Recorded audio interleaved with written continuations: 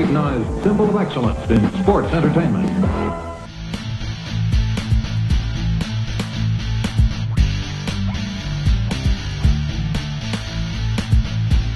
Hello everyone, it is me again, Adam, and I'm here to talk once more about wrestling DVDs, and today we're going to be talking more specifically about wrestling movies and documentaries.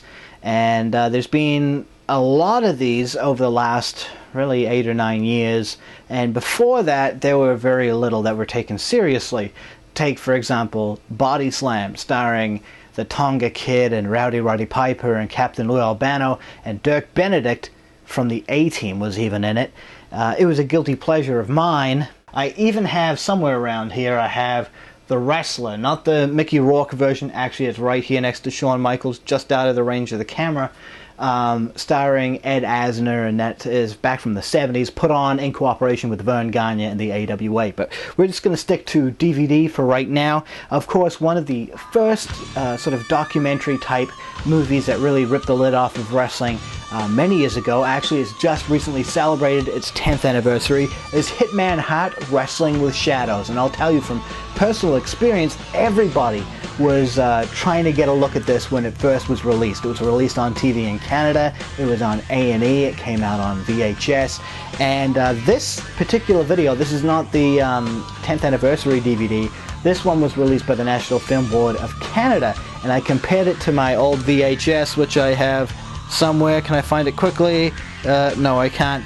And it's quite a bit different. There's a few extra scenes, and there's a lot more bad language in the DVD version. So if you have a lot of kids around, you might not want to watch this when they're in the room, unless you don't care about such things. Don't look at the camera, trying to look from...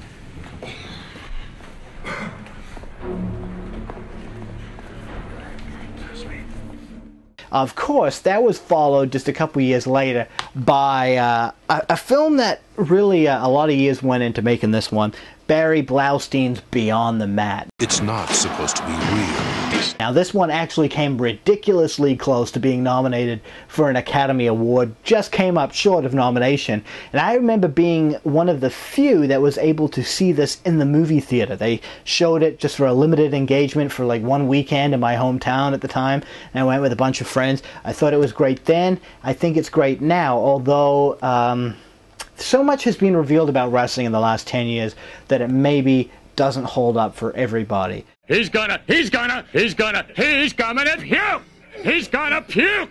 But if you understand how groundbreaking it was at the time, it really still is something special. Now there's a Beyond the Mat for backyard wrestling, and it's called The Backyard. Actually, I was first turned on to this one when a friend of mine, actually it was my cousin, saw this at a film festival, and he told me that I had to go see this. Well, I don't know if it's must-see viewing, but it certainly is very interesting, and I would recommend at least giving it a look. And of course, I have covered this one once before, a TV movie, a biographical look at Jesse the Body Ventura's rise from professional wrestler to the governor of Minnesota. It's a nice story. It's a nice story. Too bad the movie sucks.